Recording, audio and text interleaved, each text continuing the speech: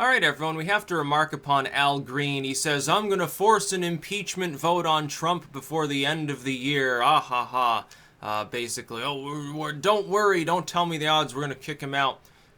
Can you say ill-fated? You look at the composition of the U.S. House. It's controlled predominantly by Republicans. They have a significant majority within the U.S. House. Do you believe that you are going to be able to even get a simple majority of them to vote for impeachment, let alone a substantial majority to vote for removal from office? If you try to impeach Trump and you fail, which you will, there's a 100% chance you'd fail if you force a vote on impeachment within the House.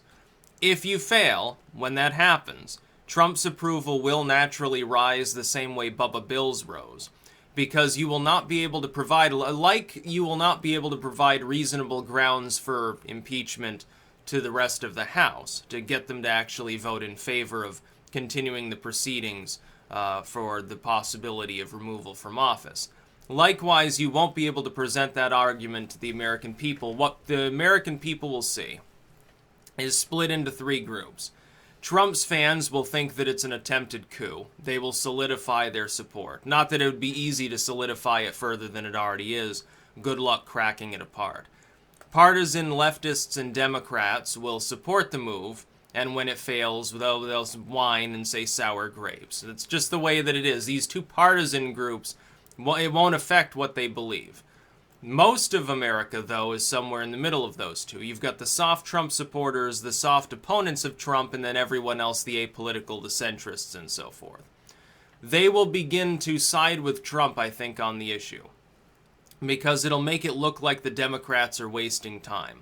The idea that you would attempt to force an impeachment vote when you do not control the House, you do not control the Senate, you have no real congressional power, instead of focusing on doing something else, when at the same time that you do not have a platform. This is the reason why approval in the Democratic Party is at a 25-year low and still falling. Pretty soon it'll be at a 30-year low or lower than that. Pretty soon your popularity as a party will approach late single-term Jimmy Carter levels, and it'll be more deserved than when Jimmy Carter got shafted. So if you want Trump to come out smelling like a rose and his approval to go up 5-10 points, as centrists say, well, yeah, Trump's maybe they think Trump is screwing up, but they're going to look over at the Democrats and say, well, what the fuck is the alternative? They're not going to vote for Democrats to take over Congress. If your idea of what Congress is supposed to do is sit there and hold an impeachment vote that is basically no more meaningful than any other mock vote that you could possibly hold. It would be a mock vote. It wouldn't be taken seriously by anybody in the country. Even a lot of the Democrats probably would oppose the move. So what I think we should do is this, because it'd be funny. Let's force Al Green to actually force the vote. Don't let him back off of it. All you people who don't like Trump, you should be encouraging this. You've got it in your heads that it's still possible to impeach Trump. You've got it in your head that he colluded with Russia. Mueller's going to find out, and he's going to somehow magically they're going to shaft him. I'm here to tell you I don't think that's going to happen. So you go ahead and hold your mock impeachment vote. You think it's a good idea, so be it. Tell Al Green you should email him, you should send him snail mail, you should phone call his office. Tell him, Al, I love you so much, you're such a great guy. Look, we'll donate money to you just to get Trump impeached. Please hold the vote in the House. Oh, please, sit there for hours, make impassioned pleas for your fellow congresspeople to vote in favor of removing Big Orange Buffoon Doland Broom for whatever you have to do to tell him. And tell him also, that's the carrot. Oh, you're such a wonderful guy. The stick is, oh, and by the way, we won't be, as your constituents, we won't be voting for you again if you back off of this, because it's such a great idea. It's like the best idea any congressperson ever had. So don't back off of it. That would make you a coward. Or we're not your constituents, but we'll rail against you online to as many people as we can harangue to, and it'll just be, we'll steamroll you out of existence if you don't do this. That's what the Democrat lay people should do.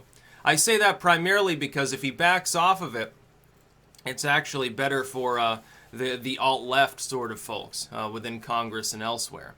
Because if he goes through with it, he might keep his job. That'd be fine.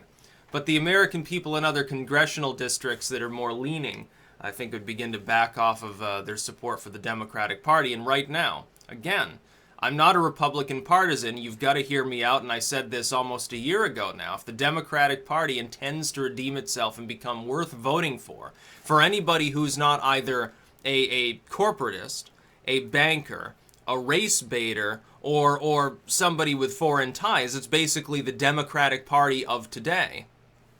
If you want to appeal to other people, you have to do reform.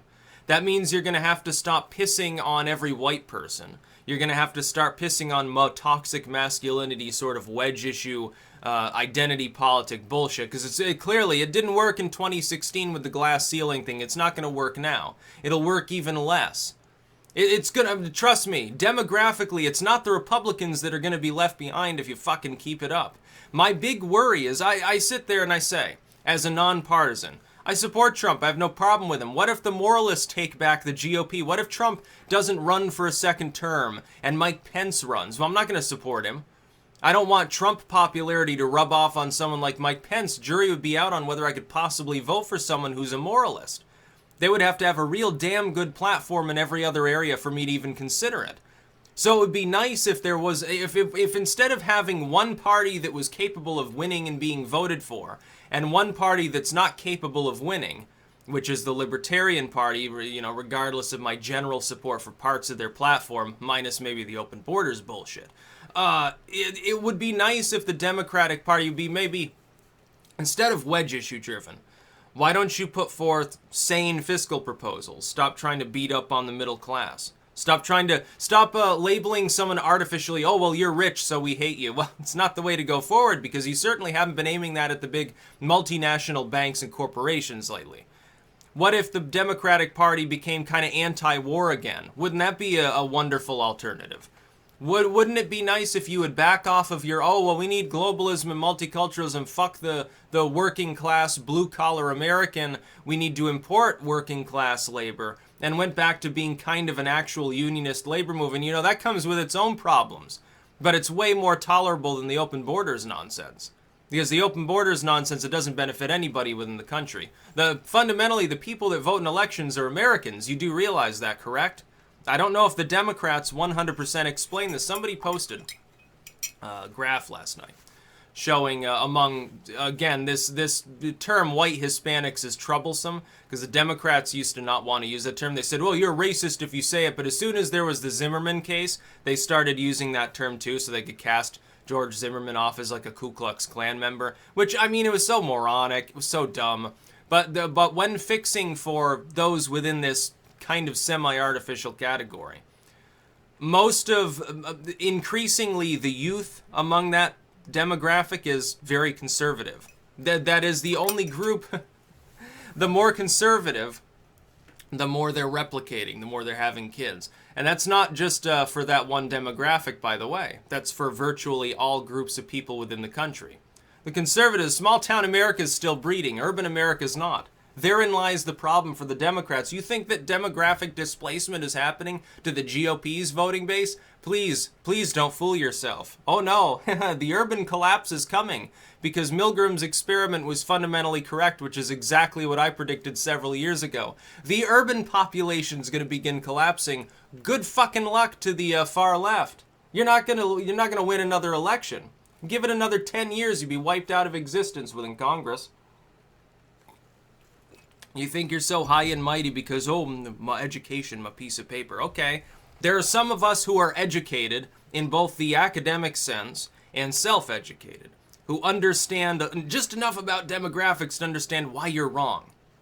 Now, a lot of people on the right, they're in panic mode. They're like, oh, the liberals are going to replace us because of like racial demographics. Stop worrying about it. It's not going to happen. No, literally, it's not going to happen. You're more likely to have neo-nationalism.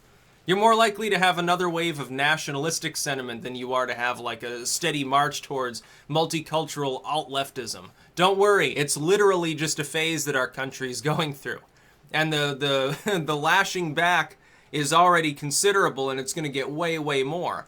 My worry is moralism on the right. If they can avoid the moralism, far right, it doesn't matter.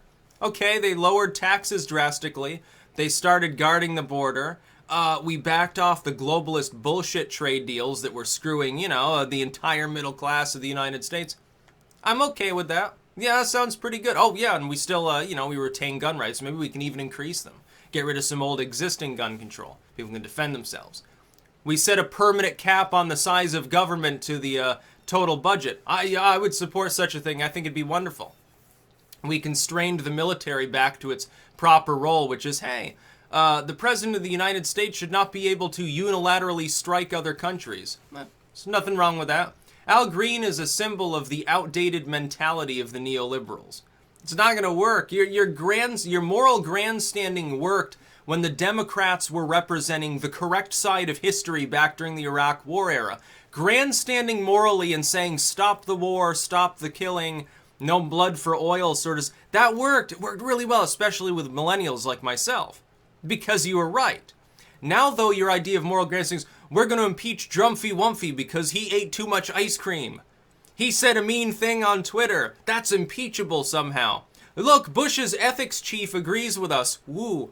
You think that impresses any fucking millennial? Even the far-left millennials are going to reject such an argument. You've got to be crazy to stand with this bullshit. I think it's great, though. I mean, it's amusing. It makes my job easy. When people do dumb things in a political sense, it's great for me. It's like when I said during the election, well, if Hillary Clinton wins, it'll be busy 4 years for me. Oh, yeah, it would have been even easier.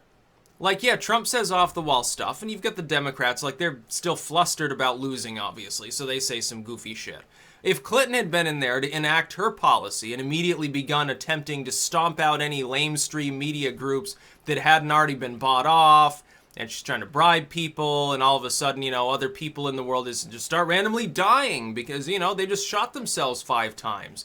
That would make my job arguably easier. It almost would have been more lucrative if I had been wrong about the election. Sometimes I wonder about how things would have gone if that had been the case. Of course, then people wouldn't be saying, well, you predicted the election correctly. The primaries, yeah, and, most of the states, but, ultimately you were wrong about the big kahuna, which is who wins. But it would have been easier as far as current events go. My goodness. Right now, Trump, I hate to say this to all the people who don't like Trump, but he is sane. He knows what he's doing. Otherwise, all of the so-called insanity and mistakes during the election didn't stop him now, did they? It's because he wants to keep that chaos going. There's a reason he spars with people in his own administration. He's keeping them on there. He's doing the thing that he would do as part of a TV show, basically. It's a little bit of Shakespearean drama. He's a method actor. This is a good thing. You want that kind of leader in your country. Unless you think that they're so corrupt they're going to begin nuking their own population, that's objectively a good thing. It's objectively good to have a leader who's good at cloaking their real intentions and fooling people. Because all the other world leaders, they're at a loss. Kim Jong-un doesn't know what he's dealing with. Vladimir Putin doesn't know. Trump is fully aware, by the way, this is part of the next video. He's fully aware that the Russian state does attempt to meddle within our political process. Nobody in their right mind ever denied this. What we're denying is that there was direct hacking of the U.S. election, which was the original claim by the DNC. The WikiLeaks is Russia bullshit. The DNC leaks weren't an insider bullshit. That's just a cover-up. It's nonsense. But of course the Russian state has bot accounts. So does the U.S. government. Every fucking government does. Burma probably has bot accounts. Haha, we're going to spread rumors about the Thai. Of course it happens. What more need you know? Yeah, so I hope that Al Green goes forward with it. If it looks like he's backing off, I'm telling anyone in his constituency that doesn't like him, you better write him in and tell him you love him and you support this move. Because you want him to try to impeach Trump, because then this will put more pressure on the Democrats. It'll destroy their midterms, potentially. And then it'll force the Democratic Party to reform. Then you might actually have a second political party that has leadership, as actual leadership and a platform that might be worth voting for. We have to wait and see. Maybe they get another JFK in there or something. Hell, I'd settle for a Jimmy Carter at this point. Okay, he's fiscally far left, but otherwise, he's kind of sane. He's not arguing that we need to invade everyone in the world. Willing to conduct diplomacy with Russia instead of blaming Russia for all of our problems, perceived or otherwise. Yeah, that'd be a nice thing. That's about all. Peace out.